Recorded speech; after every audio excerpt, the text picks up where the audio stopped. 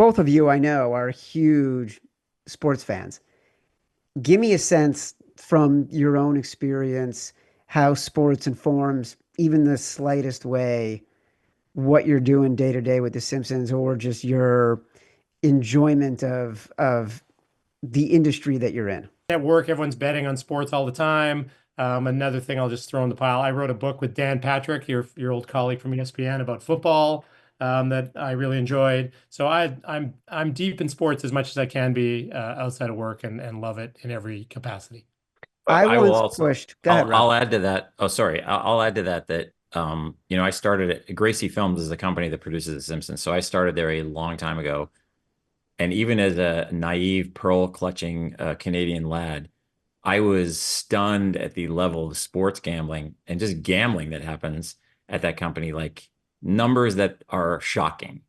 But people that were very into it and still do it, and bookies and the whole thing. And even they have a thing called the Gracie Pool, which has been going on for 20 plus years. Joel and I have participated in it, but that's the least serious level of sports gambling they do, and that is a serious pool to get in. So if you're easily scared, I would avoid Gracie Films when it comes to gambling. But if you love sports, it's a great place to be, and The Simpsons is great because there's so many sports fans.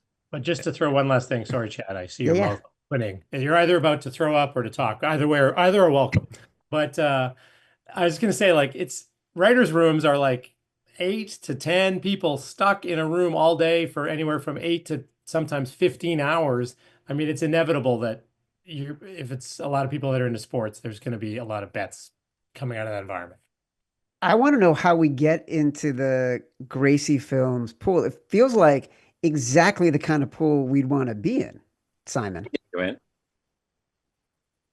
It's let it's you. it's a substantial. I'm happy to ask. It's a substantial investment at the beginning of the season.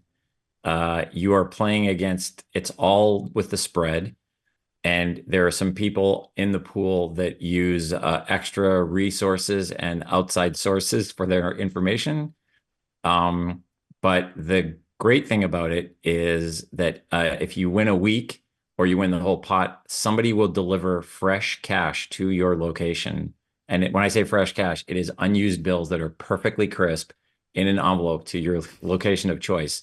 And that thrill is, it's got nice payouts, but if you happen to win, you will have somebody pull up in a manila envelope with a manila envelope of cash that looks incredible. And that's the moment you want to savor. Let's say Chad knows my favorite competitions in America are tax-free competitions. So you're Yes, speaking my exactly. language right now. The Simpsons and like every writer's room that I've ever been, there's certainly a handful of rabid gamblers, one or two that have a big problem. But you're sitting in a room forever and you've got phones now before you didn't have phones. And people are going to naturally check out scores or they're going to do online gambling. And so that just leads to filling in the gaps between pitching on a story where you start talking about gambling and football season, especially. But I just think it's only increased.